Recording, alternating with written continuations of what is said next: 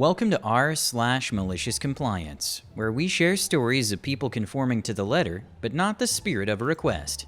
Thank you, friends, for subscribing to the channel, and for so many likes. The first story. In a Tokyo writing group, tensions rise as a debate over word count limits takes an unexpected turn, resulting in intriguing reactions and a touch of revenge.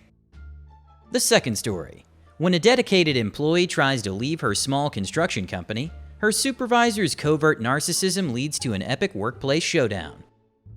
The third story. Amid an office battle over sharing tools and small talk, one employee's clever solutions turn into a company-wide Ask a Manager policy. Today's first story is non-binding vote to reduce the word count. I'm part of a writing group in Tokyo that only meets once a month, and the submission rules were as follows. Submit more than a week before. Up to 10,000 words is fine. That's like 30-ish pages. Submit the Wednesday before. Up to 4,000 words is fine.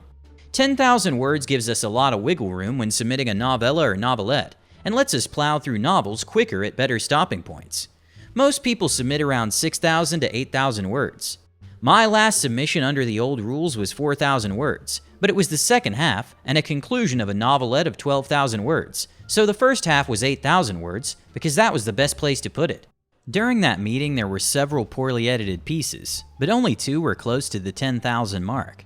Another rule is that the first 12 in the group to submit get their pieces reviewed, no more that month. Most were around 7,000 to 8,000. Midway through the meeting, there was a discussion about it, and of the people who were there, it was slightly leaning towards reducing the max word count for early submissions to 7,500 words.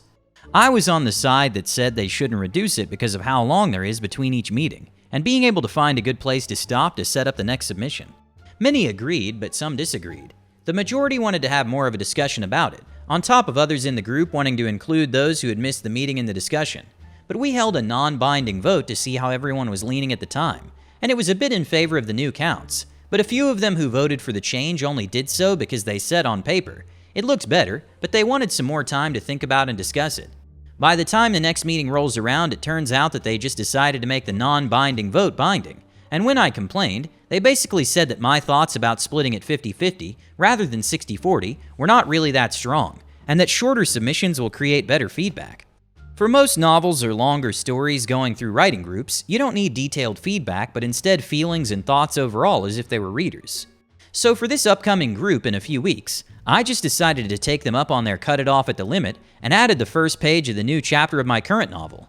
Before, I would have stopped at the end of chapter 2 rather than going on to chapter 3, even with the higher word count, cutting out mid-sentence, mid-paragraph towards the bottom of one page. I'm looking forward to hearing them complain about it. Update. Arrived at the meeting today, the 19th, outside the station, perfectly on time instead of early like I usually do. One of the more obstinate members wouldn't even look in my direction on the train there, or when we all met up before heading to our usual location, and the main group, of older members who made the exact decision, seemed to be avoiding contact. We got into the meeting room and set up the tables, and everything seemed to be okay until the discussions began. For another writer's piece, the second piece of the day, my first comment drew a stink eye from the organizer who spearheaded the decision to make the non-binding vote binding. Every point I made after that, they said the exact opposite, and tried to lay it on thick enough just to say how wrong I was. My piece was the 11th piece this month, and luckily 2 of the members there are on my side and kept it from spiraling too far out of control. So I did get some decent feedback, though in my smaller group I probably would have gotten much better feedback. But I remember the obstinate member said this during his opening lines to me. Why would you start chapter 3? It doesn't make sense. Like all this magic stuff. What's wrong with stopping earlier? I can't believe it. And to my surprise, the oldest member of the group, who was on the side of the decision, but didn't seem to be wholehearted about how it was put down, just laughed at him and said, well, it seems he's just trying to get his word count in now that it's only 7,500 words. I grinned at this, all while that same elder member kept giving me a death glare, and everything they said about my piece was spiteful. I do have their printed copies where they wrote down notes. I'll relay those later in the week when I get to the editing portion of my week. The second story is, put in my 2 weeks notice. Covert narcissistic supervisor reveals herself.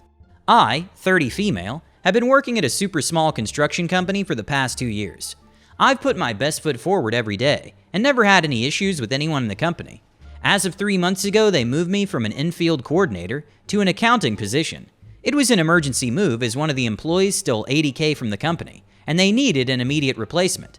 My new supervisor, we'll call her Mary, 34 female, was always super kind to me and we've become pretty good in-work friends. Well, these past couple months have been hell. I hate the new position and to be fair, I'm not very good at it.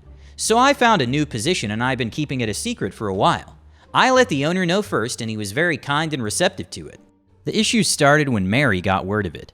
She immediately cornered me and started going on this rant saying things like, "Why didn't you tell me? You're being incredibly unfair and selfish. I can't believe you would do this to us. This is unacceptable. Don't ask me for a referral because you're not getting one from me, etc." I politely told her that the opportunity was something I simply couldn't pass up. She then went to the owner and asked for any details I might have given to him about the new company and new position. I believe to try to sabotage me leaving, and thankfully I hadn't discussed any details about it with anyone. It was awkward after that, but I didn't think anything of it. The next day, when things took a turn for the worst, Mary decided to be petty and removed all my authorizations to any accounts I had, so I couldn't perform any of my daily tasks. I didn't want to leave on a sour note, so I brought it up to the owner as Mary was out of office that day. He reauthorized my accounts and I continued to work. Mary was back the following day and was completely livid that I had went around her and talked directly to the owner. Her actions towards me would only get worse from here on out. The next day I came in to notice that my desk was moved and my computer access was taken away yet again. Cue the malicious compliance. Since I couldn't do any of my daily tasks and really didn't feel like dealing with a screaming Mary, I was on Reddit for basically the whole day. At the end of the day, Mary came into my back storage office and said, "Busy day today? I know mine was." I just smiled and said, "Yep, exhausting." She did not like that response and went to the owner to say that I was purposefully not doing my job and my last 2 weeks would be pointless, so we should just let me, go now. The owner disagrees, calls me into his office, and after I explained what she had done, he gave me access again and told Mary to work from home. Another day goes by. It's extremely peaceful now that Mary is working remote, but unfortunately this does not mean my day was getting any easier. Instead of taking my access away, she had IT start forwarding all my emails to other employees in other departments that had nothing to do with my specific position. At this point, I only had 3 days left, and so I just took it as, okay, this sucks for them, but it's on Mary's head if anyone has any questions. I looked at my PTO and I had way more than I had thought, so why not use those for my last days? And that's exactly what I did. I was originally supposed to let all vendors know and start forwarding them off to the appropriate people and interview second-round candidates for my position, but not anymore. The owner was completely okay with it and understood that Mary was being toxic and that he would have a talk with her about her attitude and position if this continues. Now, with my last 2 days and me being on PTO, I finally thought I was safe for Mary. But lo and behold, she was still holding a massive grudge, as if me leaving my position was a personal attack on her.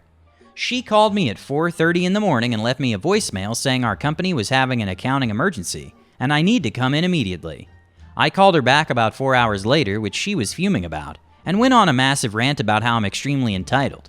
I'll never get anywhere with my attitude. She's embarrassed for our company to say that I ever worked here, that if she ever finds out where I will be working, she will make sure that I'm fired and will never get a job in this town again. I laughed at her and she went ballistic, like when you take a 4-year-old's toy away. Screaming so loud her voice was shaking, saying silly things like I have no respect for her or the company and that I will rot in hell. I hung up on her once she started bringing my family into things.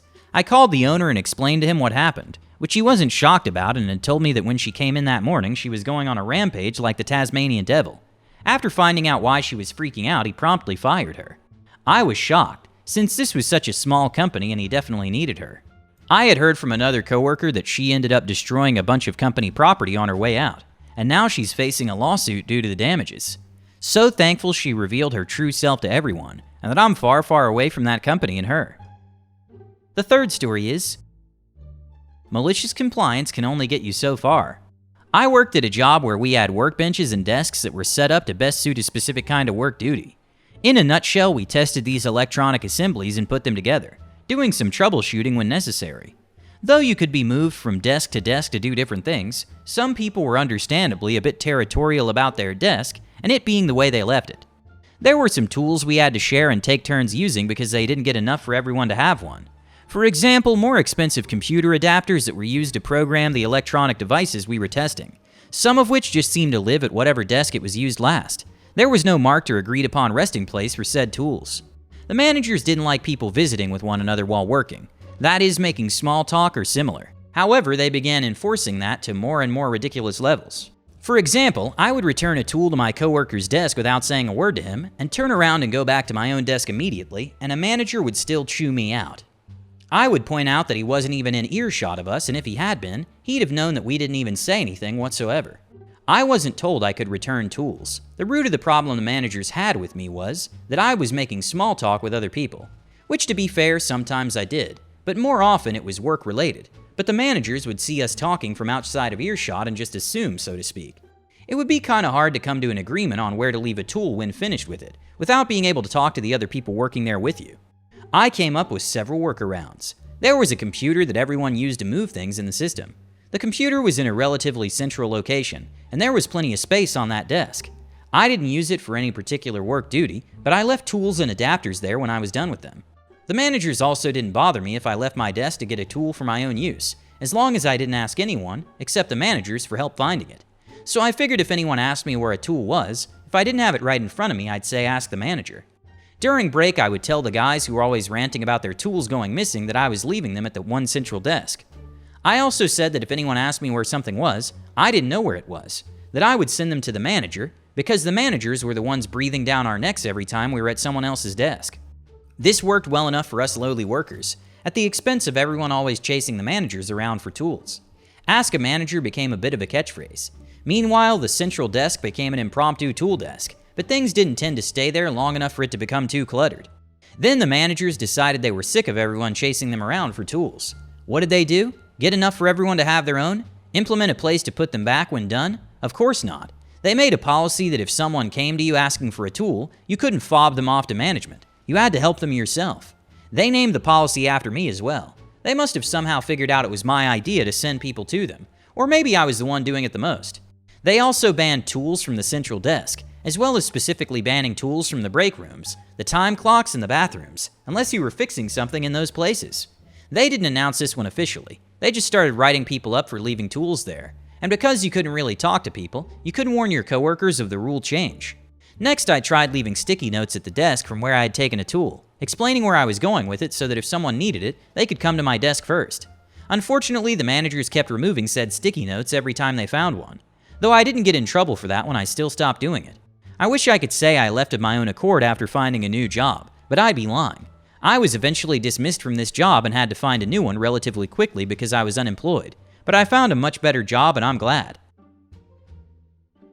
I hope you enjoyed these stories. Don't forget to hit the like button and subscribe to the channel.